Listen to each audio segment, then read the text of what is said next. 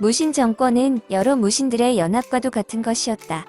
수많은 무신이 정변에 가담했고 정변에 성공한 뒤에는 각자 자기 몫을 주장했다. 누구도 동료 무신들을 압도하지 못했으며 중요한 정책은 고려 전기부터 상장군과 대장군들이 모여 회의하던 중방에서 결정되었다. 이러한 상황에서 권력을 독점하려는 시도는 언제나 다른 무신들의 견제를 받았다. 이이방과 이고 그리고 정중부 등 무신이 정변을 일으켜 권력을 잡았지만 그들의 권력은 유한했다. 자기들끼리 싸워 서로 죽이는 일이 거듭되었다. 정변에 성공한 지 채 1년도 안 되어 정변의 실제 주역이던 이이방과 이고 두 사람 사이에 틈이 생겼고 이이방은 이고를 죽이면서 최고 권력자가 되었다. 그러나 이이방의 권력도 오래가지 못했다. 명종 4년 9월 병부상서와 서경일수를 겸하고 있던 조이총은 이이방이 이의민을 시켜 의종을 시해한 것에 대한 책임을 묻는다는 명분으로 서경에서 난을 일으켰다. 조이총은 서경을 비롯한 북계 지역과 동계 지역의 백성들이 중앙정부에 품은 반감을 이용했다.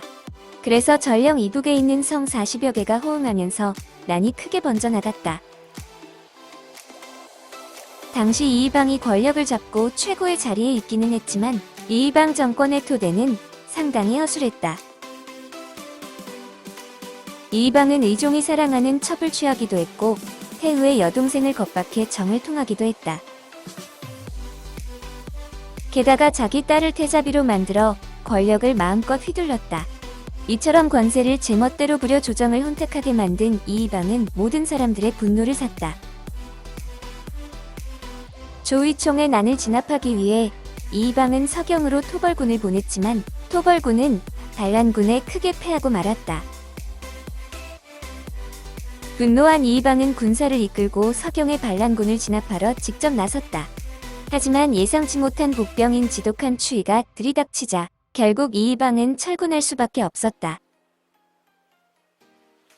집권한 지 불과 4년 이이방은 권력을 잡은 이래 최대의 위기를 맞았다. 이이방은 다시 서경을 공격할 준비를 했다.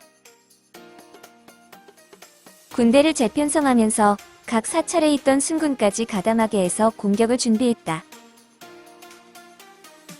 한편 정중부의 아들 정규는 승려 종참과 함께 이이방을 제거할 계획을 세우고 있었다.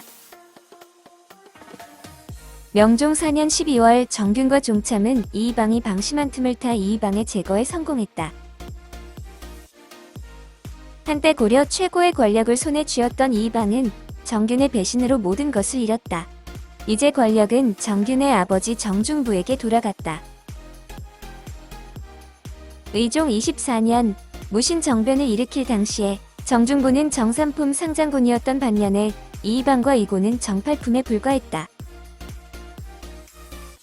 처음에는 이이방과 이고가 전면에 나설 수 있었지만 고위급 무신들이 이이방과 이고와 같은 하급 무신들에게 권력이 집중되는 것에 관해 우려하고 반감을 품기 시작했다. 이러한 상황에서 정중부가 이이방을 제거하고 권력을 장악하는 배경에는 정변에 참여했던 고위 무신들의 우려와 이제 고위 무신들이 권력을 잡아야 한다는 합의가 작용했다. 명종 6년 조이총의 난은 관군에 진압되었고 조이총은 사로잡혀 처형되었다. 그런데 그가 죽었는데도 서경을 중심으로 한 지역에서는 저항이 계속되었다. 조이총의 난이 막바지로 가던 무렵에는 공주 명학소에서 망소이의 난이 일어났다. 무신들에게 반대하는 문신들의 저항이나 집권 무신 간의 권력 다툼으로 일어난 혼란이 이제는 일반 백성들에게까지 확산된 것이다. 민심은 무신 정권에 결코 호의적이지 않았다. 문벌 귀족의 지배 아래서 일반 백성들은 권세가들에게 토지를 빼앗기고 과중한 수탈에 시달렸다.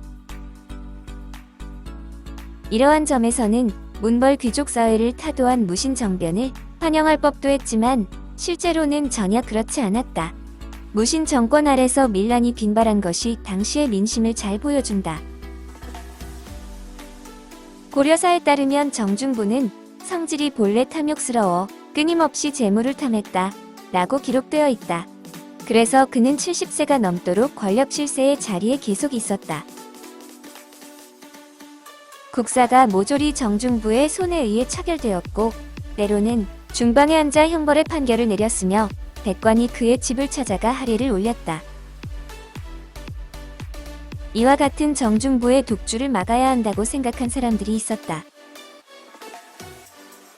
명종 6년 군부대에 임명의 방이 나붙었다.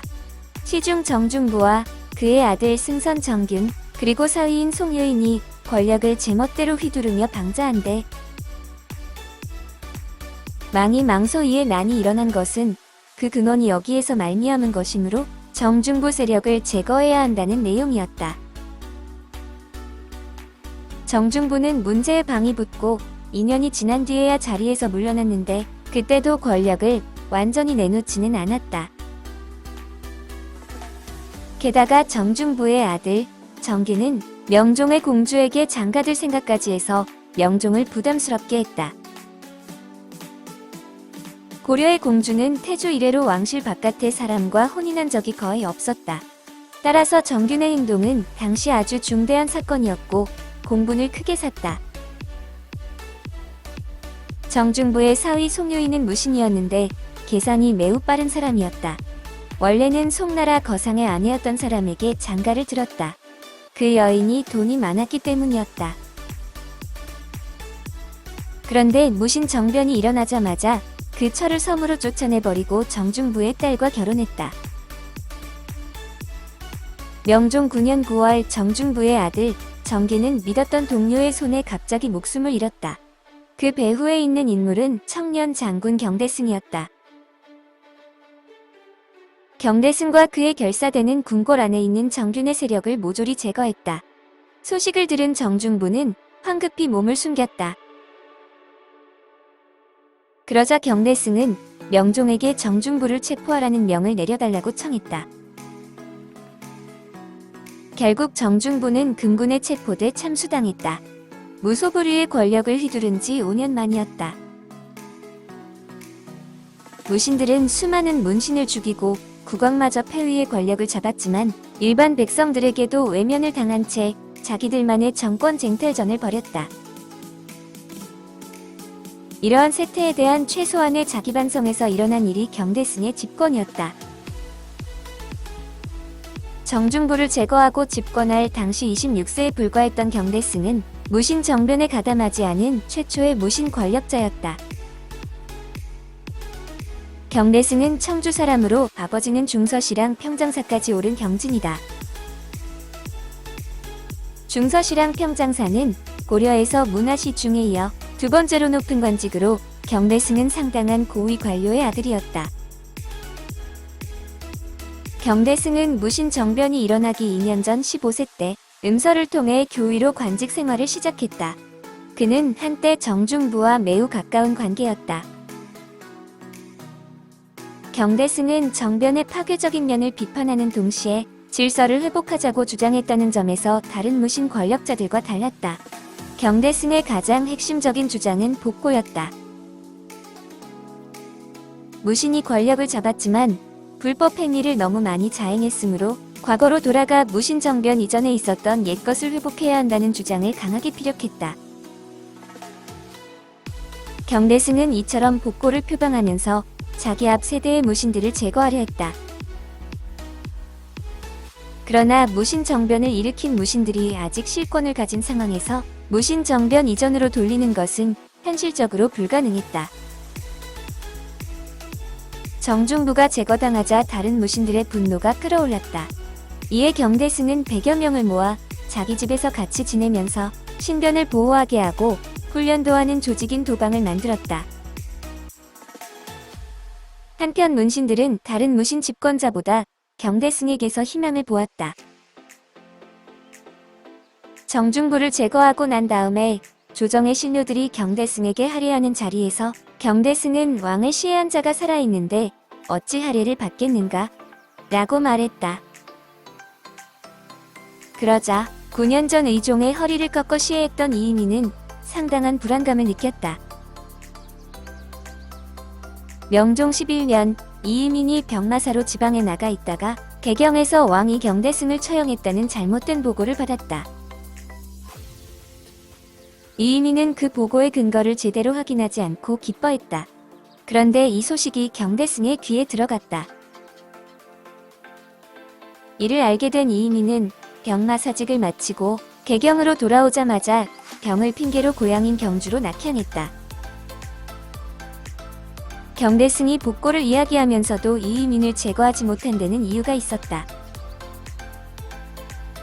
무신 정변에 참여하고 의종을 직접 죽인 이의민은 어떤 의미에서는 정변을 일으킨 무신들을 대표하고 상징하는 의미가 있는 인물이었다. 그래서 경대승이 이의민을 제거하면 정변에 참여한 무신들을 모두 제거한다는 의미로 비칠 수도 있었다.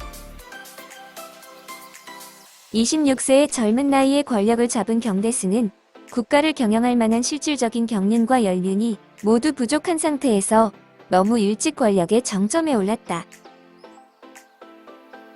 결국 경대승도 권력을 독점하고 싶은 유혹에서 벗어나지 못했다. 그나마 경대승이 그 이전의 무신 집권자들과는 다른 점이 있다면 복고를 주장하면서 그 이전의 무지막지한 무신 집단과는 다르다는 차별화 전략을 썼던 것이 그래도 당시 사람들에게 어느 정도 인정받았다는 점이다. 그래서 고려사의 열전에는 무신 집권기 권력자 중에서 경대승만이 유일하게 반역 열전에 들어있지 않다. 명종 13년 경대승의 꿈에 정중부가 나타나서는 경대승을 꾸짖었다. 이후 경대승은 시름시름 앓다가 나이 30에 숨을 거두고 말았다. 고려사에 따르면 경대승의 상여가 나갈 때 백성들 중 통곡하지 않는 자가 없었고 그 울음소리가 황도를 진동시켰다고 기록하고 있다.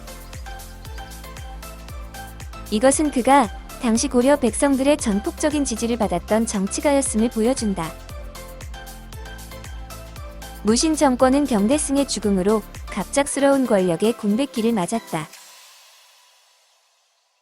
얼마 후 경대승의 빈자리를 한 인물이 차지하면서 나타났다. 무신 정변의 행동대장 이의민이었다. 명종은 이의민을 불러 올렸다.